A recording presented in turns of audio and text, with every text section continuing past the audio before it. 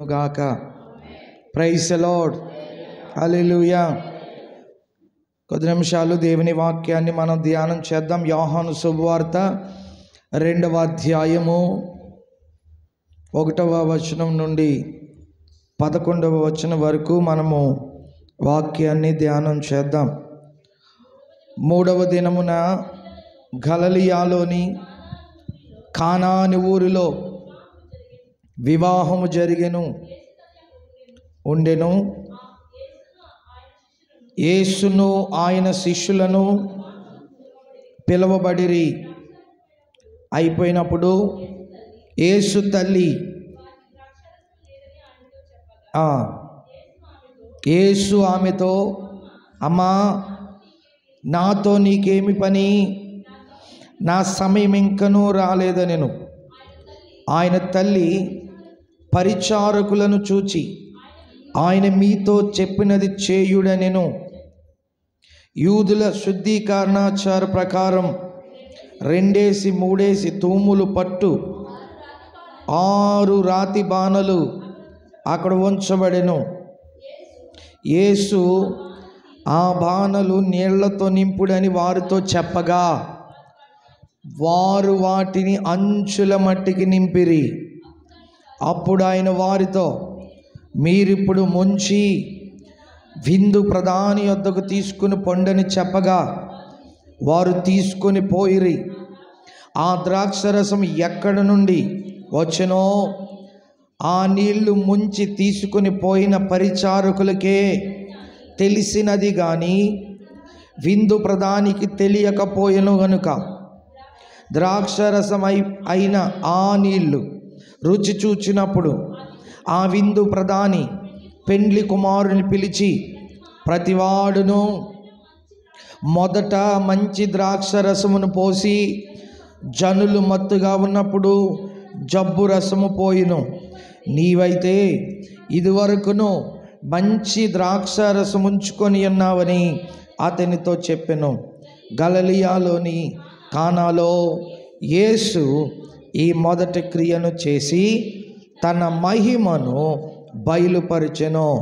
అందువలన ఆయన శిష్యులు ఆయన యందు విశ్వాసముంచిరి. దేవునికి స్తోత్రం.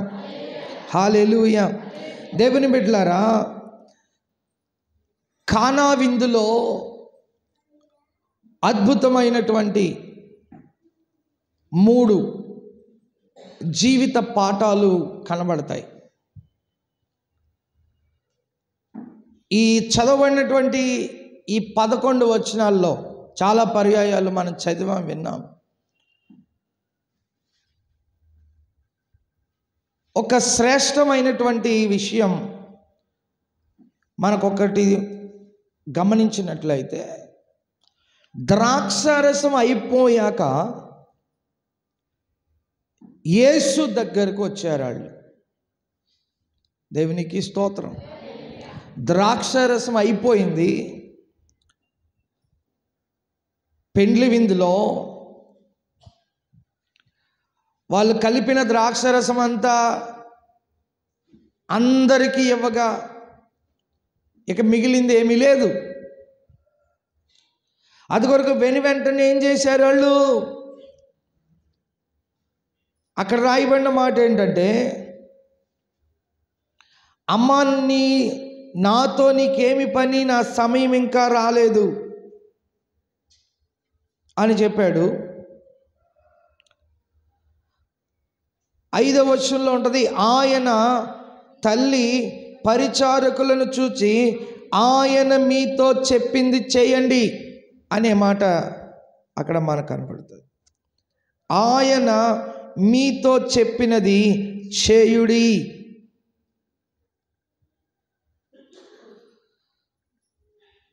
ఎప్పుడైతే ద్రాక్షరసం అయిపోయిందో అప్పుడు అక్కడ ఉన్నటువంటి వారు యేసయ్య దగ్గరికి వచ్చారు.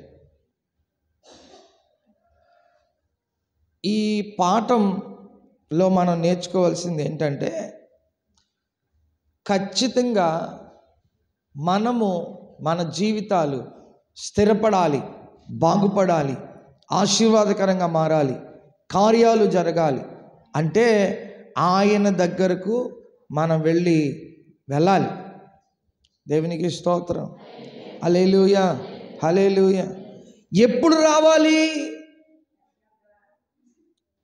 ఎప్పుడు రావాలి?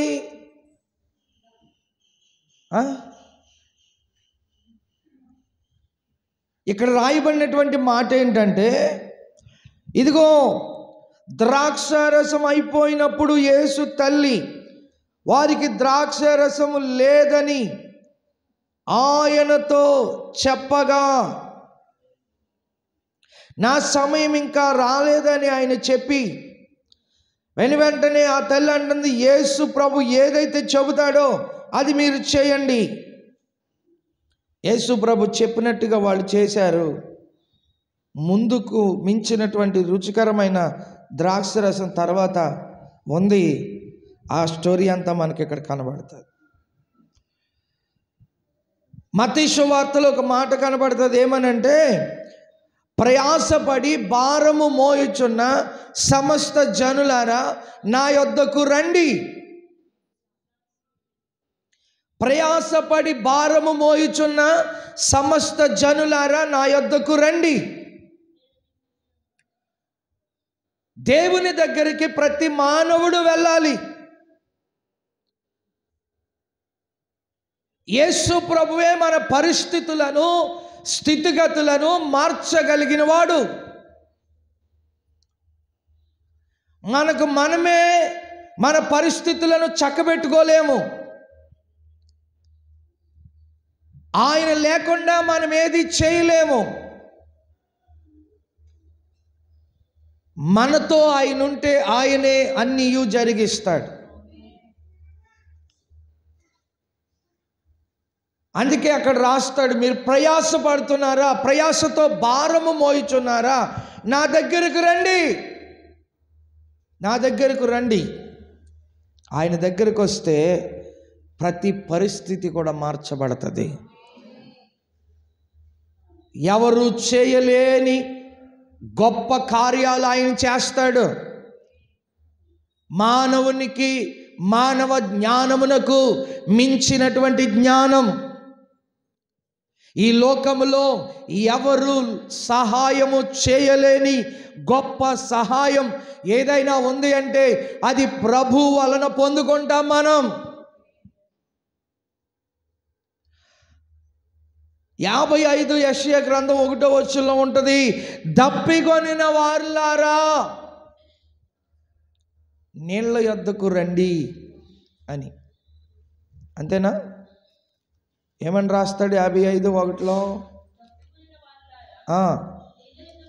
అది దప్పికొనిన వారులారా నీళ్ల యొద్దకు రండి. నీరు దేవుని వాక్యం, వాక్యము దేవుడు. మనం ఎప్పుడైతే దేవుని దగ్గరకు వస్తామో దేవుని కృప పొందుకోవడానికి వీలు కలుగుతుంది. దేవునికి స్తోత్రం. హల్లెలూయా, హల్లెలూయా, హల్లెలూయా. మీరు దప్పికొని ఉన్నారా? దేవుని దగ్గరికి రండి, వాక్యము దగ్గరికి రండి, ప్రభు పాదముల దగ్గరికి రండి, ప్రభు చెంతకు రండి. ప్రభువే నీ స్థితిని మారుస్తాడు. యాకోబు పత్రికలో కూడా చక్కని మాట రాస్తాడు.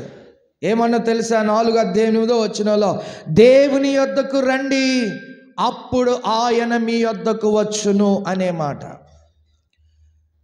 దేవుని యొద్దకు రండి అప్పుడు ఆయన మీ యొద్దకు వచ్చును. దేవుని యొద్దకు మనం వెళ్ళాలి. కొంతమంది దేవుణ్ణే మన ఇంటికి రమ్మని పిలుస్తారు. అంటే పిలవడం తప్పేమి కాదు. ఆయన మన ఇంటికి వస్తాడు, మనలోకి వస్తాడు, మనలో నివాసం ఉంటాడు. ఆమేన్, హల్లెలూయా. కానీ ఇక్కడ రాయబడినటువంటి మాట ఏంటో తెలుసా? దేవుని యొద్దకు మీరు రండి అప్పుడు ఆయన మీ యొద్దకు వస్తాడు. ఇప్పుడు చదవబడి ఈ కానా విందులో ద్రాక్షరసం అయిపోయింది. ద్రాక్షరసం అయిపోగానే ఏం చేశారు వీళ్ళు? యేసుప్రభు తల్లిని సంప్రదించారు. యేసుప్రభు తల్లి ఏమో యేసు దగ్గరికి వెళ్ళి పరిస్థితి చెప్పింది. ఆయన ఏమన్నాడు? నాతో నీకేం పని అన్నాడు. తర్వాత ఈమె వెళ్ళి వాళ్ళతో ఏం చెప్పింది? వాళ్ళతో ఇదిగో ఆయన ఏదైతే మీతో చెబుతున్నారో అది మీరు చేయండి అని చెప్పింది. దేవునికి స్తోత్రం. ఈరోజు నేను చెప్పడానికి ఇష్టపడుతున్నటువంటి మాట ఏంటంటే, ఇదిగో మీరు ప్రభు దగ్గరికి వస్తే ప్రభువే మీ కార్యాలు జరిగిస్తాడు. ప్రభు దగ్గరికి రాకపోతే మీ పరిస్థితులన్నీ ఎలా ఉన్నా అలాగే ఉంటాయి. మారుతున్నాయి అనుకుంటారు, మార్పు చెందుతున్నాయి అనుకుంటారు, ఏమీ జరగదు. ప్రభు దగ్గరికి వస్తేనే, ప్రభుతో సంబంధం కలిగి ఉంటేనే, ప్రభు మనం కలిసి ఉంటేనే, ఆయన మనలో ఉండి మనం ఆయనలో ఉంటేనే. ఏమంటే యోహాను సువార్త 15లో ఉంటుంది కదా, ద్రాక్షావల్లి నేను, తీగలు మీరు, ఎవరు నా యందు ఉంటారో, ఎవని యందు నేనుంటానో వాడు బహుగా ఫలించును. కాబట్టి ఫలభరితమైనటువంటి జీవితాన్ని కలిగి ఉండాలంటే, శ్రేష్టమైనటువంటి జీవితాన్ని కలిగి ఉండాలంటే మనం ఆయన దగ్గరికి వెళ్ళాలి. ఆయన మన దగ్గరికి వస్తాడు. అప్పుడు మన ప్రతి పరిస్థితిని దేవుడు మార్చేవాడిగా ఉన్నాడు. ఈరోజు కొన్ని ఉదాహరణలు మీ ముందు ఉంచుతాను. చూడండి, 12 సంవత్సరాల నుండి ఒక రక్తస్రావం కలిగినటువంటి స్త్రీ కనబడుతుంది బైబిల్లో. 12 సంవత్సరాల నుండి రోగం, బలహీనత. చాలా మంది డాక్టర్స్ దగ్గరికి వెళ్ళి ఉండొచ్చు, మెడిసిన్ వాడుండొచ్చు, కానీ ఆమెకు స్వస్థత కలగలేదు. అన్ని ప్రయత్నాలు చేసి ఉండొచ్చు, ఖర్చు అయిపోయింది, డబ్బంతా ఖర్చు పెట్టి ఉండొచ్చు. ఆ తర్వాత యేసయ్య గురించి తెలుసుకుని యేసు ప్రభు దగ్గరికి వచ్చింది. ప్రైజ్ ది లార్డ్, హల్లెలూయా. అన్నీ తిరిగేసింది. హాస్పిటల్స్ ఎన్ని ఉన్నాయి, అన్నీ తిరిగేసింది. అప్పట్లో ఏమున్నాయి? మల్టీ స్పెషాలిటీస్ హాస్పిటల్ ఏమన్నా ఉన్నాయా? దేవునికి స్తోత్రం. ఆ జబ్బు నయము కావడానికి ఏది వాడాలో అవన్నీ వాడుండొచ్చు. కానీ 12 సంవత్సరాలు ఆమె బాధపడిన బాధ ఒక్కసారిగా ఆమెలో నుండి బయటకు వెళ్ళిపోయింది. సంపూర్ణమైనటువంటి స్వస్థత ఆమె పొందుకున్నట్లుగా వాక్యం తెలియచేస్తూ ఉంది. ఎందుకు అలాగూ జరిగిందో తెలుసా? ఆమె యేసు ప్రభు దగ్గరకు వచ్చింది. యేసు ప్రభు దగ్గరకు వస్తే జరగనదంటూ ఏమీ లేదు. ఆయన దగ్గరికి వెళ్ళగానే, మన పరిస్థితులు ఆయనకి చెప్పుకోగానే, మన స్థితిగతులు ఆయనకి చెప్పుకోగానే, ఆయన ఆ స్థితిని, ఆ పరిస్థితులను ఏమండి మార్చే దేవుడుగా ఆయన ఉన్నాడు. హల్లెలూయా, హల్లెలూయా. ఈరోజు నీ పరిస్థితి ఏదైనా కావచ్చు, నీ బలహీనత ఏదైనా కావచ్చు, నీవు కోరుకుంటున్నది ఏదైనా కావచ్చు, అయితే కానా విందులో చేసిన అద్భుతమైన కార్యమే నీ జీవితంలో కూడా చేస్తాడు. హల్లెలూయా, హల్లెలూయా. రక్తస్రావం కలిగిన స్త్రీ పట్ల చేసిన కార్యమే నీ పట్ల కూడా చేస్తాడు. బిడ్డలారా, ఆయన చేసిన అద్భుతాలు చాలా ఉన్నాయి బైబిల్ గ్రంథంలో. ఇదిగో ఇది చదవబడినటువంటి లేఖన భాగంలో ఏమంటాడు? గలిలయలోని కానానులో యేసు ఈ మొదట సూచక క్రియ చేసెను. నీటిని ద్రాక్షరసముగా మార్చాడు. ఆమేన్, హల్లెలూయా. ఏం చేశాడండి? నీటిని ద్రాక్షరసముగా మార్చాడు. ఎంత గొప్ప ధన్యకరమైనటువంటి జీవితమో చూడండి. మనము ద్రాక్ష రసములో నీళ్ళు వేస్తాం పలస కావడానికి, కానీ యేసు ప్రభు నీళ్ళనే ద్రాక్షరసం చేశాడు. మనం ఇంకా ద్రాక్షరసం కొనుక్కొస్తున్నాం, ద్రాక్ష పళ్ళు కొనుక్కొస్తున్నాం. కానీ ఇక్కడేం జరిగింది? నీటినే ద్రాక్షరసంగా మార్చేశాడు. దేవునికి స్తోత్రం. అదొక అద్భుతమైనటువంటి కార్యం కదా. నీటినే ద్రాక్షరసంగా మార్చడం అని అంటే అదొక అద్భుతమైనటువంటి కార్యక్రమం. అందరినీ పిలిచాడు, భోజనం పెట్టకపోతే ఎట్లా? అందరినీ పిలిచాడు, ద్రాక్షరసం ఇవ్వకపోతే ఎట్లా? యజమాని, ఇదిగో పెండ్లి విందు, మీరందరూ రండి, ఆనందకరమైన వేడుక. ఇలాంటి సందర్భంలో ఏమంటారు వెళ్ళేటప్పుడు? వాళ్ళు పెద్ద బడాయికి పిలుచుకున్నాడంటే ఎంతమందిని, సరిగ్గా భోజనం కూడా పెట్టలేకపోయాడు. ఆ ద్రాక్షరసం కలిపాడులే, ఏదో ఇచ్చానన్న పేరుకు ఒక 50-100 మందికి ఇచ్చేసి అందరికి ఇచ్చినట్టు బిల్డప్ కొట్టాడు. తలవంపులు తెచ్చే కార్యక్రమం కదా అది. అలాంటి పరిస్థితిలో యేసు ప్రభు దగ్గరికి వెళ్ళారు వీళ్ళు. దేవునికి స్తోత్రం. హల్లెలూయా, హల్లెలూయా. అలాంటి తలవంపులు తెచ్చే కలిగించే విషయమైనా మరియా అందుకు ఆందోళన కనపరుస్తూ యేసు ప్రభు ఆ విషయంలో ఏమైనా చెయ్యాలని పరోక్షంగా సూచించింది. కానీ ఇప్పటి వరకు యేసు ప్రభు ఏ అద్భుతాలు బహిరంగంగా చేయలేదు.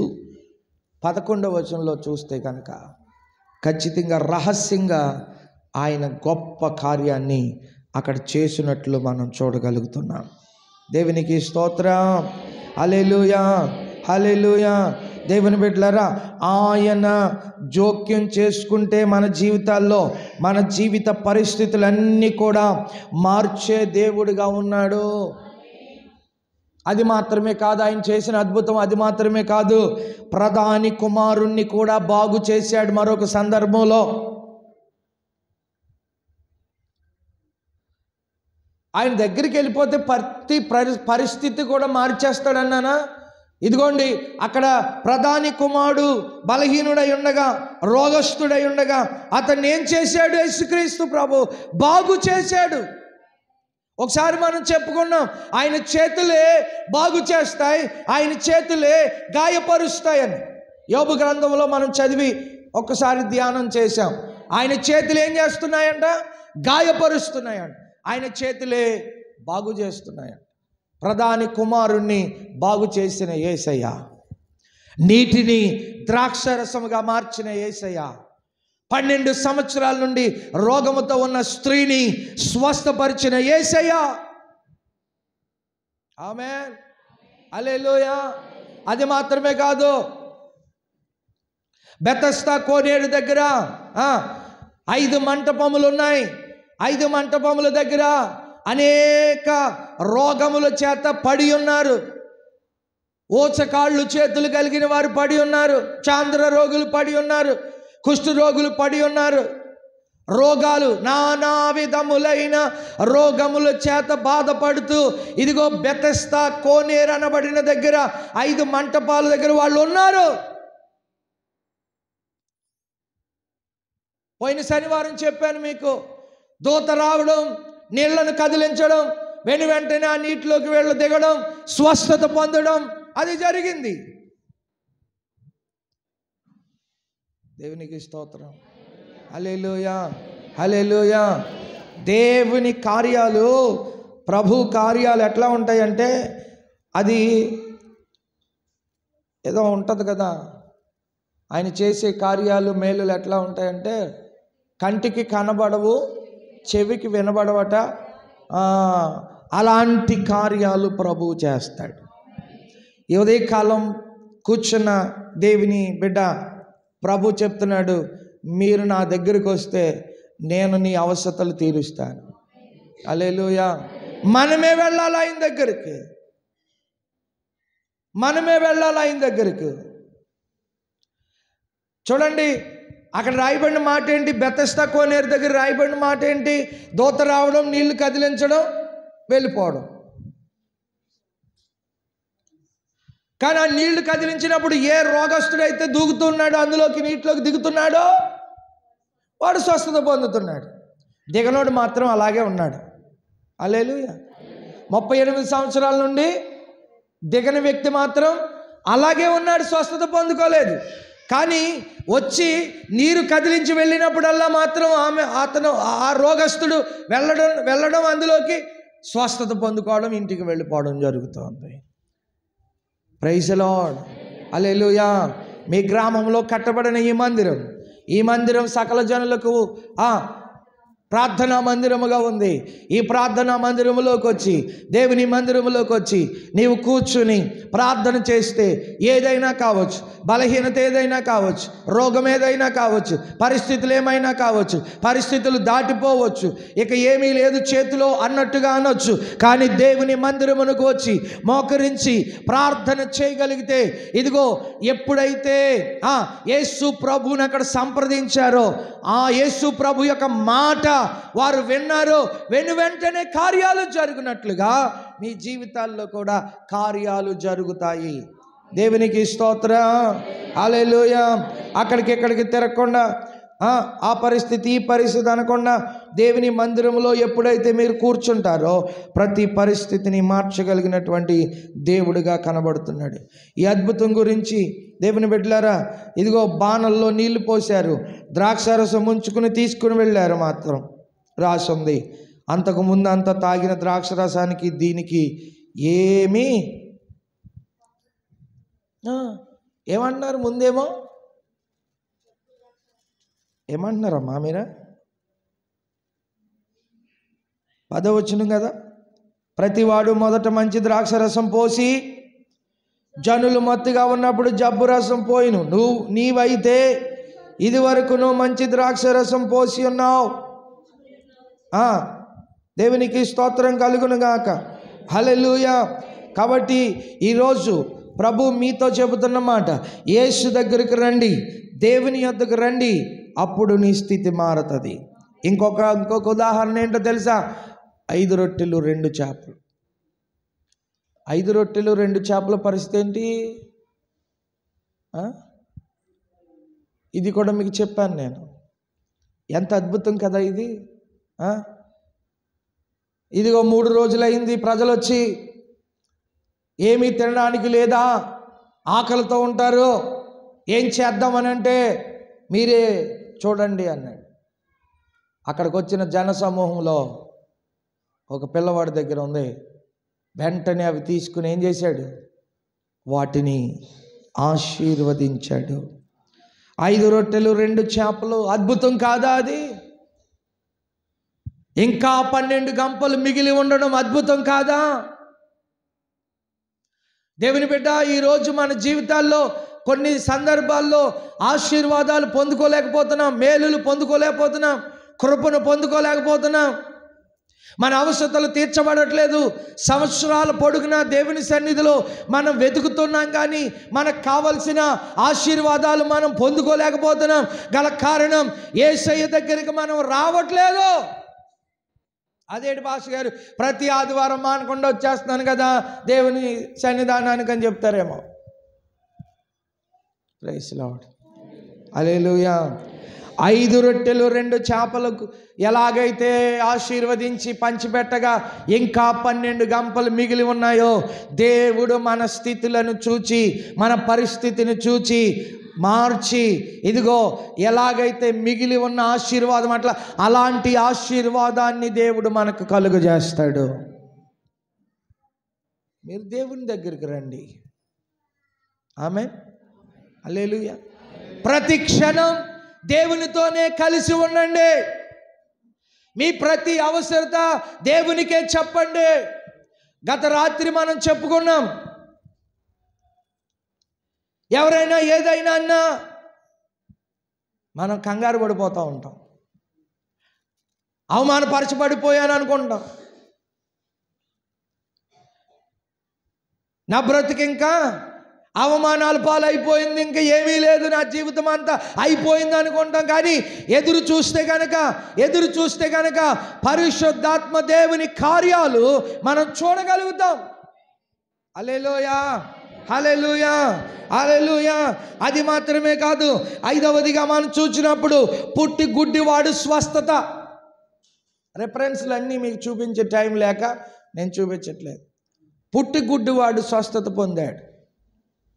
పొందాడా లేదా తెలుసా మీకు? విన్నారా ఎప్పుడైనా? హల్లెలూయా. పుట్టి గుడ్డివాడు స్వస్థత పొందాడు. ఎవరు స్వస్థపరిచారు? యేసుక్రీస్తే. వాక్యాన్ని వింటున్న దేవుని బిడ్డలారా, యేసుక్రీస్తుకున్నటువంటి ఆ అభిషేకము, యేసుక్రీస్తుకున్నటువంటి అధికారము ఏంటో తెలుసా? ఇదిగో పుట్టి గుడ్డువాడైనా సరే ఆయన స్వస్థపరచగలిగిన దేవుడు. ఒక సువార్త మీ దగ్గరికి వస్తుంది. ఈ సువార్త ఏంటో తెలుసా? యేసుక్రీస్తు స్వస్థపరిచే దేవుడు. హల్లెలూయా, హల్లెలూయా. ఆయనే స్వస్థపరిచే దేవుడు. ఈరోజు చాలా మంది కాంట్రవర్సీ చేస్తున్నారు. ఏమన్నా తెలుసా? హాస్పిటల్ ఎందుకు, డాక్టర్లు ఎందుకు? యేసు ప్రభువే స్వస్థపరిచేస్తే, పాస్టర్ గారులే ప్రార్థన చేసేస్తే. తెలియక అజ్ఞానంలో బ్రతుకుతున్నారు కనుక, జ్ఞానం లేదు కనుక. దేవునికి స్తోత్రం. హల్లెలూయా, హల్లెలూయా. ఇదిగో దేవుని బిడ్డ, ఇదిగో నేను చెబుతున్నాను, యేసు ప్రభువుకున్న అధికారము, యేసు ప్రభువుకున్న అభిషేకము, యేసు ప్రభువుకున్నటువంటి ఆ క్వాలిటీ ఏంటో తెలుసా? ఇదిగో ఏ రోగమైనా కూడా స్వస్థపరచగలిగిన దేవుడు. హల్లెలూయా. నీవు దేవుని మందిరములో విశ్వాసముతో మోకరించి ప్రార్థన చేస్తే ప్రభు కార్యాలు చేస్తాడు. ప్రభుకు అసాధ్యమైంది ఏది లేదు. తెలియక మాట్లాడుతున్నారు.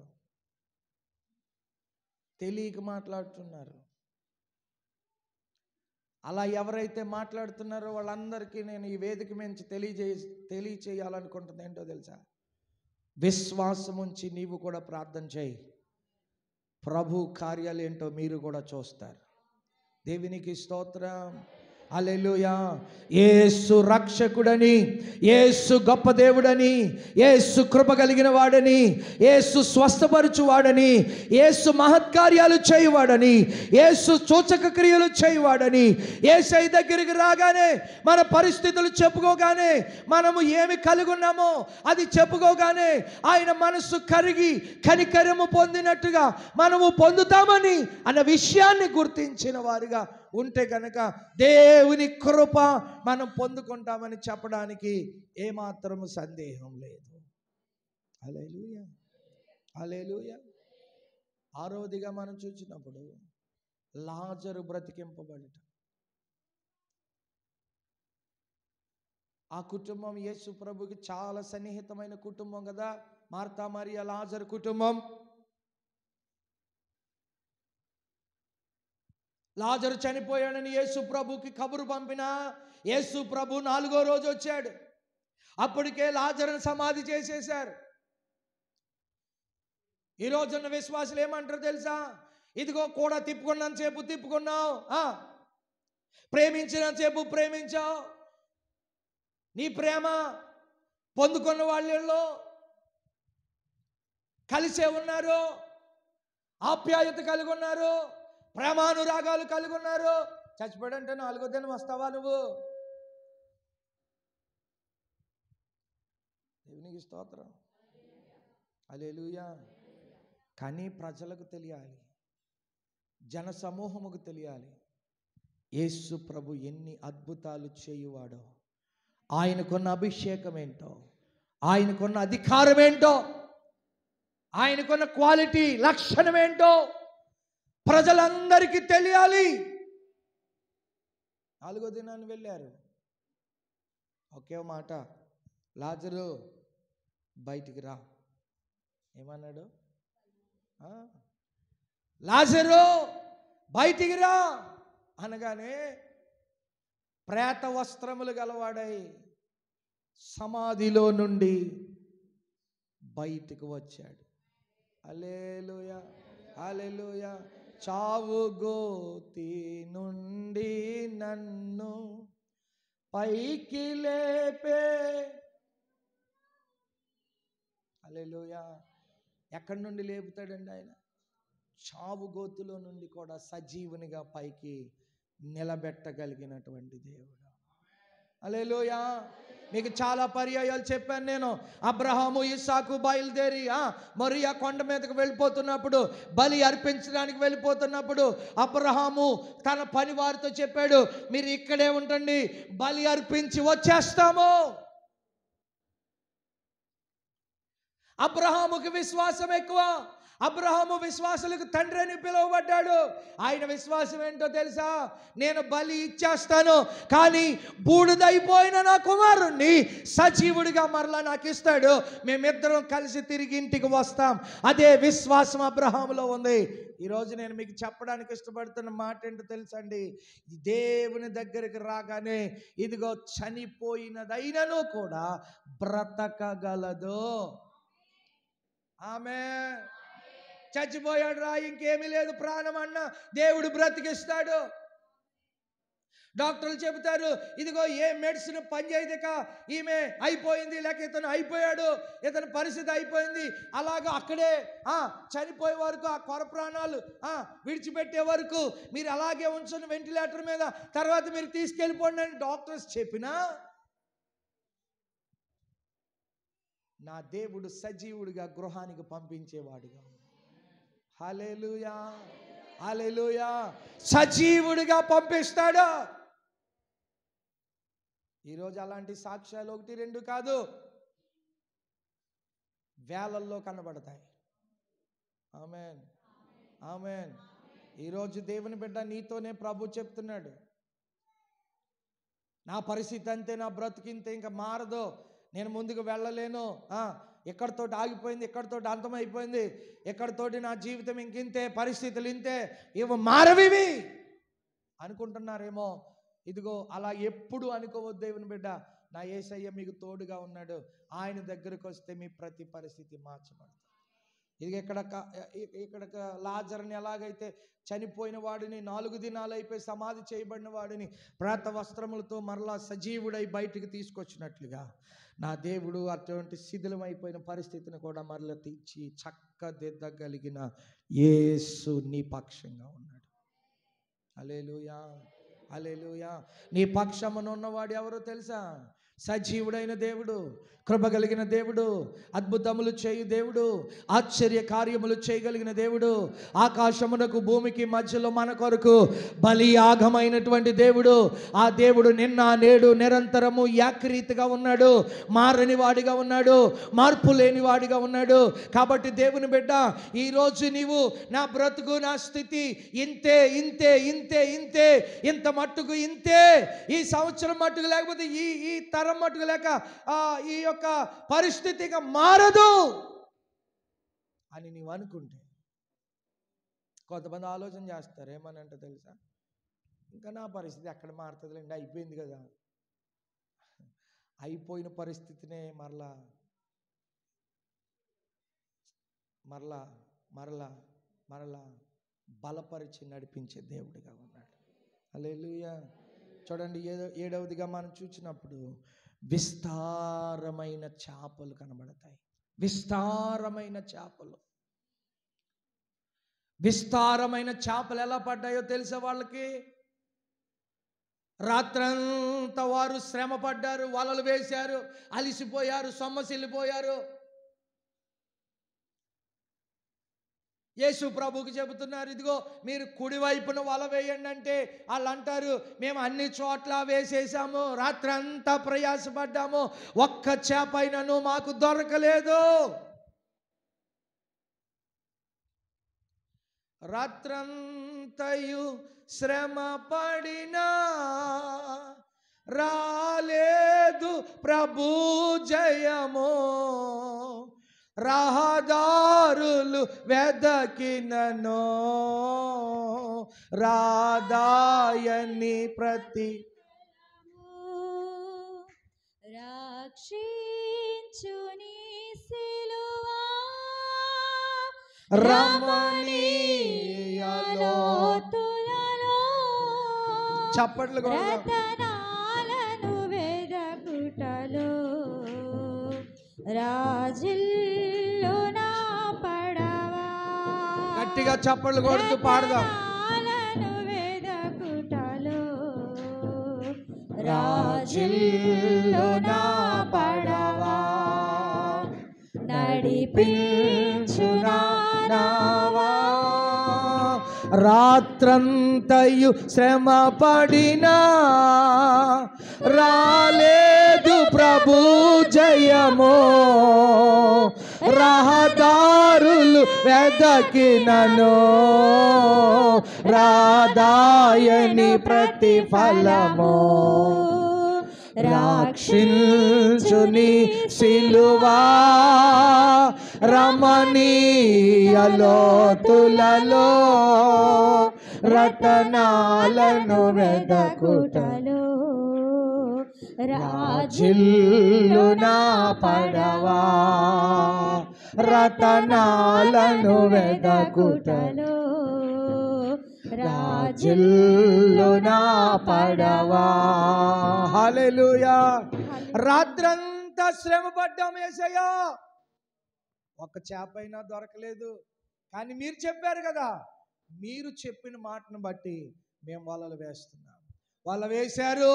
ఇదిగో అక్కడ రాయబడిన మాట తెలుసా? వలలు పిగిలిపోయినంతగా విస్తారమైన చేపలు వారు పట్టగలిగారు. అందుకు కారణం ఏంటో తెలుసా? యేసు ప్రభు మాట వారు విని ఆ వల వేశారు. ఈ ఉదయకాల సమయంలో పరిశుద్ధాత్మ దేవుడు మీతో మాట్లాడుతూ ఉన్న మాట ఏంటో తెలుసా? ఇదిగో నా బ్రతుకు మారట్లేదేంటి, నా స్థితి మారట్లేదేంటి, ఇదిగో నా ఆర్థిక పరిస్థితులు మారట్లేదేంటి, నా రోగము కుదర్చబడట్లేదేంటి, ఇదిగో నాకు వివాహం కావట్లేదేంటి, నాకు గర్భఫలం రావట్లేదేంటి, ఈ నా జీవితంలో ఏది పొందుకోవాలని ఎదురు చూస్తున్నానో అది వెనక్కి వెళ్ళిపోతుంది ఏంటి అని నీవు ఆలోచిస్తూ ఉంటే ప్రభువు సెలవిస్తూ ఉన్నాడు, యేసు నీతో చెప్పినట్టుగా నీవు చేస్తే ఖచ్చితంగా నీ స్థితి మార్చడానికి ఆయన శక్తి కలిగిన దేవుడిగా ఉన్నాడు. హల్లెలూయా, హల్లెలూయా. ఇదిగో రాత్రంతా శ్రమ పడ్డామయ్యా, రాత్రంతా శ్రమ పడ్డాము కానీ ఏమాత్రము ఫలితము లేదు. ఇదిగో అలసిపోయాము, సొమ్మసిల్లిపోయాము, ఇక ఇంతే అనుకున్నాము. కానీ నీవు చెప్పావు కదా, నీ మాటను బట్టి మేము వేస్తాం. అలా వేశారు, విస్తారమైన చేపలు పట్టారు. ఈరోజు నీవు ఆయనతో సంబంధం లేకుండా, ఆయనతో ఉండకుండా, ఆయనతో నీవు సహవాసం చేయకుండా, ఆయన ఆలోచనలు తీసుకోకుండా, ఆయనను నీ కుటుంబంలో పెట్టుకోకుండా, ఆయన ఎవరో అన్నట్టుగా ప్రక్కన విడిచిపెట్టి నీ జీవితాన్ని కనుక కొనసాగిస్తూ ఉంటే ఇదిగో ప్రభు చెప్తున్నాడు, ఆయన నీలోనికి రావాలి, లేదా ఆయన చెప్పినట్టుగా మీరు చెయ్యాలి. హల్లెలూయా, హల్లెలూయా, హల్లెలూయా. ఇక్కడ కూడా 3 విషయాలు నేను మీకు చెబుతాను. యేసును పిలవాలి అంటే హృదయములోనికి ఆయనను ఆహ్వానించాలి. ఆయనను ఆహ్వానించకుండా ఆయన రాడు. వాళ్ళు ఆహ్వానించారు వివాహానికి, అందుకే దేవుడు కార్యాలు చేశాడు. ఆయన ఆహ్వానించాలి, ఆయన ఆహ్వానించాలి. తర్వాత రెండవ మాట ఏంటో తెలుసండి? అక్కడ సమస్య వచ్చిందా, ఆ సమస్యను యేసయ్యకే అప్పగించాలి. అక్కడ సమస్య వచ్చిందా, అది యేసయ్యకే అప్పగించాలి. రాత్రి నేను మీకు చెప్పాను, కొంతమంది వచ్చారు బిడ్డలు. ఇదిగో షిమి అనేటువంటి ఒక వ్యక్తి దావీదును నానా మాటలు మాట్లాడాడు. ఇదిగో అలా మాట్లాడాడు కదా అని చెప్పి అతని మీద తిరుగుబాటు చేయకుండా దేవునికే అప్పగించాడు. ఒకానొక దినాన దేవుడు వారందరినీ దావీదు చేతికి అప్పగించాడు. అతను నిలబడ్డాడు, ఆగాడు, ఎదురు చూచాడు, కనిపెట్టాడు. ప్రభు కృప కొరకు కనిపెట్టాడు. ప్రభు ఒకానొక దినాన దావీదుకు వారిని అప్పగించాడు. ఈరోజు నేను మీకు అదే చెప్తాను బిడ్డలారా, యేసుకు మీ సమస్యను అప్పగిస్తే కనుక సమస్యలు పరిష్కరించేవాడు ఆయనే. హల్లెలూయా, హల్లెలూయా. ఇదిగో నువ్వే చూసుకొని ఆయన నీకే అప్పగించేస్తున్నాను, నా పరిస్థితి ఏంటో నీకు తెలుసు కదా, నా బ్రతుకేంటో నీకు తెలుసు కదా, నా జీవితం ఏంటో నీకు తెలుసు కదా, నేను ఎలా బ్రతుకుతున్నాను నీకు తెలుసు కదా, నేను చెప్పక్కర్లేదు కదా, నా స్థితిని ఎరిగిన దేవుడు కదా, ఇదిగో నీకే సమస్తము అప్పగిస్తున్నాను, నన్ను నేను సరెండర్ అవుతున్నాను. ఆమేన్. నువ్వేం చేసుకుంటావో నా జీవితాన్ని మలుచుకుని నడిపించుకో అని మన సమస్యను ఆయనకు అప్పగించాలి. మూడవది, ఆయన కొరకు ఎదురు చూడాలి. ఆయన కొరకు ఎదురు చూడాలి. ఆయన చెప్పింది చెయ్యాలి. నేను వాక్యాన్ని ముగించేదానికి ముందు ఇంకొక 4 విషయాలు చెప్తాను. ఒకటి, సమస్యను గుర్తించాలి మనం. ఆమేన్. సమస్యను గుర్తించాలి. ఆ సమస్య యేసయ్య దగ్గరికి తీసుకెళ్ళాలి. యేసయ్య ఎవరో గుర్తించాలి. ఆమేన్. ఆయన మీతో చెప్పింది చెయ్యాలి. ఈరోజు చాలామంది యేసయ్య ఎవరో గుర్తించట్లేదు. ఆమేన్. అంతే కదండి. యేసయ్య ఎవరో గుర్తించట్లేదు. యేసయ్యకున్న గుణగణాలేంటో గుర్తించట్లేదు. యేసయ్య ఎంత గొప్పవాడో అర్థం కావట్లేదు. యేసయ్య స్వస్థపరుస్తాడా, స్వస్థపరచడా? యేసయ్య మేలు చేస్తాడా, మేలు చేయడా? యేసయ్య ఉపకారం చేస్తాడా, ఉపకారం చేయడా? ఆయన దగ్గరికి వెళ్ళి మనం మన పరిస్థితులు చెప్పుకున్నప్పుడు ఆయన విని వెంటనే జవాబిస్తాడా, లేదా ఇవేవీ లేవు. నేను అంటాను, ఇదిగో ప్రభు దగ్గరికి వస్తే గనక, ఆయన ఎవరో గుర్తించినట్లయితే గనక దానికి ఫలం నువ్వు పొందుకుంటావు తప్పకుండా. ఆమేన్. హల్లెలూయా, హల్లెలూయా. యేసు ఎవరో మీకు తెలియాలి. ఆమేన్. హల్లెలూయా. యేసు ప్రభు ఎవరో తెలియాలి. యేసు ప్రభుని నమ్ముకున్నానండి, యేసు ప్రభుని విశ్వసించానండి, యేసు ప్రభు అంటే నన్ను రక్షించాడండి, అది మాత్రమే కాదు, మరి యేసయ్య గురించి తెలియకే ఈరోజు కొన్ని నష్టాలు జరుగుతున్నాయి. ఏంటి నష్టాలు పాస్టర్ గారు అంటే? ఏంటి నష్టాలంటే, యేసు ప్రభుని నమ్మిన, యేసు ప్రభుని విశ్వసించిన, రక్షణ పొందిన, బాప్తిసం పొందిన, ఆచారాలు వదలట్లేదు. దాన్ని ఏమంటారు? యేసు ప్రభు ఎవరో, ఆయన మేలేంటో, ఆయన ఎంత గొప్పవాడో తెలుసుకోలేకే. రాతి బాణను నీళ్లతో నింపమన్నాడు, వాళ్ళు నింపారు.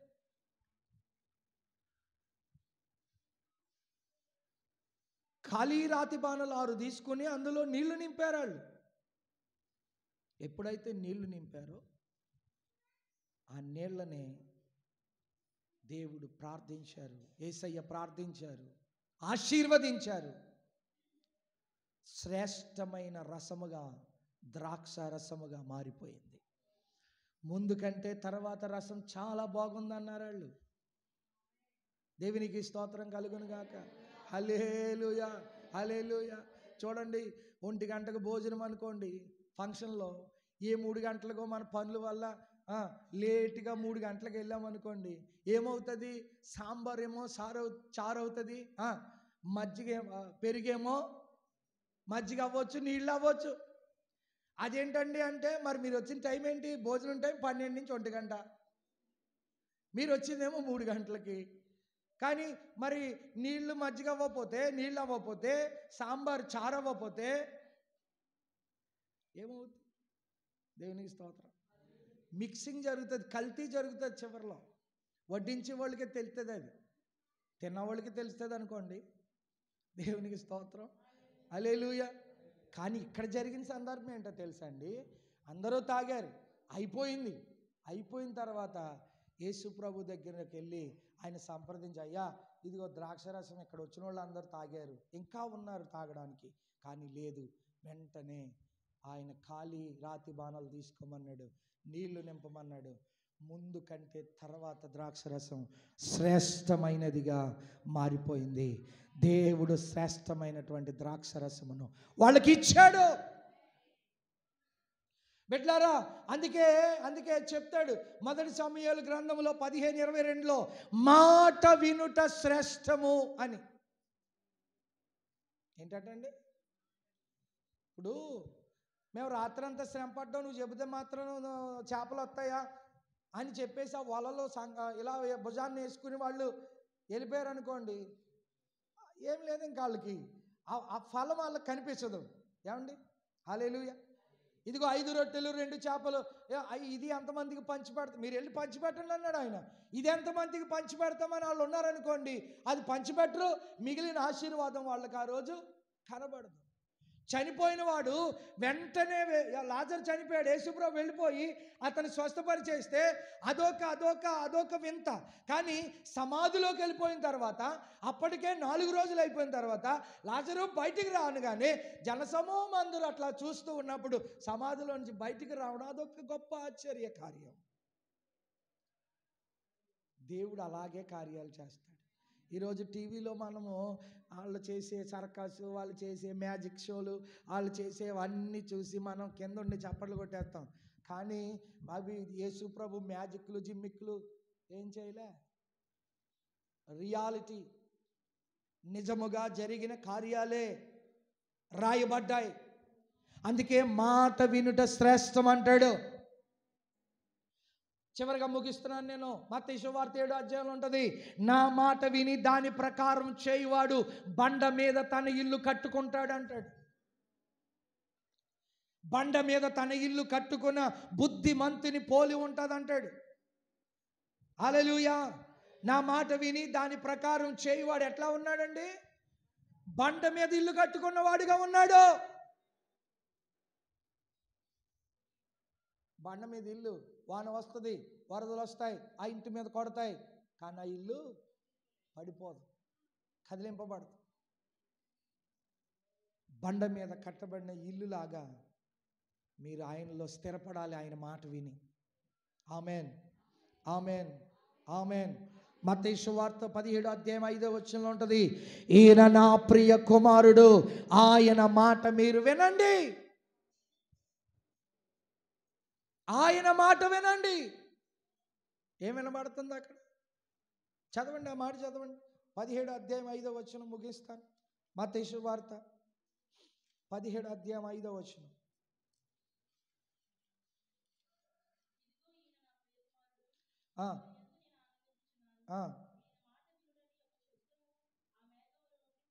అది మేఘములో నుండి ఒక శబ్దం వినబడుతోంది.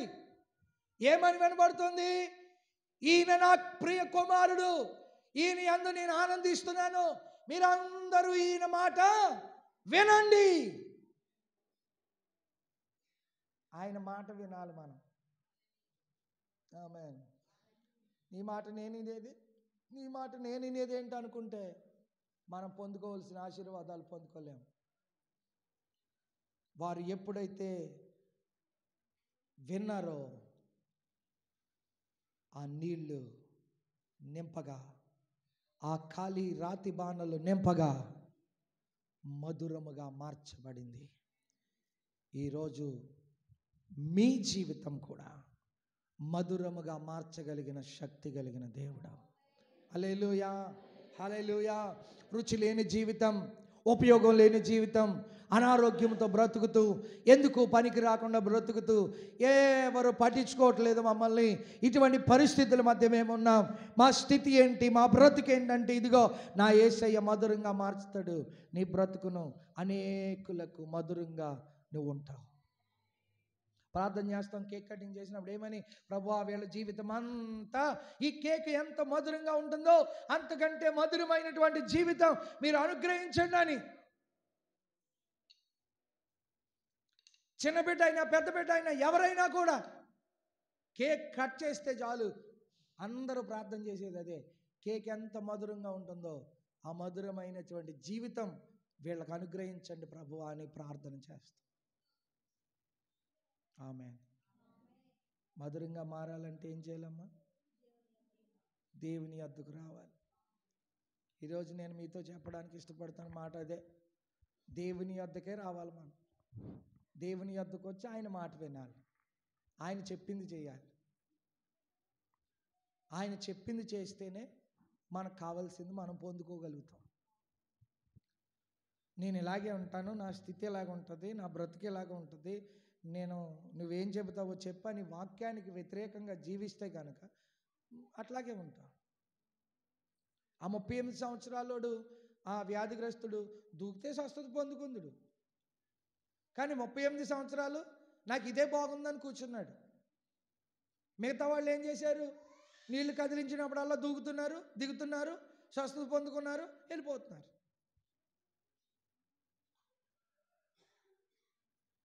యేసు ప్రభు వస్త్రపు చెంగు ముట్టుకుని వదిలేసిన స్త్రీయే ఆమెలో ఉన్నటువంటి విశ్వాసం ఏంటి? తప్పకుండా దేవుడు నా జీవితంలో కార్యాలు చేస్తాడని నమ్మింది కనుకనే ముట్టుకుంది. ఆయనని నమ్మండి. ఆయన ఎవరో తెలుసుకోండి. ఇప్పటికైనా ఆయన ఎవరో తెలుసుకోండి. ఆయన చేసే కార్యాలు ఎలా ఉంటాయో తెలుసుకోండి. అనుభవించండి. మీరు అనుభవిస్తున్నారు, గుర్తించట్లేదు అంతే. ఆమేన్. కొన్ని నష్టాలు వస్తున్నాయి. ఎందుకు వస్తున్నాయో మీరు గుర్తించట్లేదు. వస్తాయండి. జీవితం అన్న తర్వాత నష్టాలు రావా ఏంటి అని సర్దుకుంటున్నారు. కానీ ఆ నష్టం ఎందుకు వచ్చిందో ఒక్కసారి నువ్వు గమనించినట్లయితే నీకు అర్థమవుద్ది. ఆ స్థితిని మార్చగలిగిన యేసయ్య మరెన్నడూ నిన్ను మర్చిపోని దేవుడు, జ్ఞాపకం ఉంచుకునే దేవుడు, కాపాడే దేవుడు, ముద్దాడే దేవుడు, కౌగిలించుకునే దేవుడు, హత్తుకునే దేవుడు, ఆదరించే దేవుడు, సమృద్ధినిచ్చే దేవుడు. ఆయన మాట వినండి, కార్యాలు జరుగుతాయి. Praise the lord. ఎక్కడున్నవారు అక్కడే అలాగే మోకరించి రెండు చేతులు పైకెత్తి ప్రభువా నీ మాట గొప్పది, నీ మాట గొప్పది, నీ మాట గొప్పది. నీవు గొప్ప దేవుడవు నాయన, నువ్వు కృప కలిగిన దేవుడవు నాయన, నువ్వు అద్భుతాలు చేయి దేవుడవు నాయన. నీ మాట వింటే కార్యాలు జరుగుతాయి ప్రభువా. నీ మాట వింటే నీ కార్యాలు జరుగుతాయి. నీ మాట వింటే నీ కార్యాలు జరుగుతాయి. మా జీవితాల్లో కార్యాలు జరుగుతాయి, అద్భుతాలు జరుగుతాయి, ఆశ్చర్య కార్యాలు జరుగుతాయి.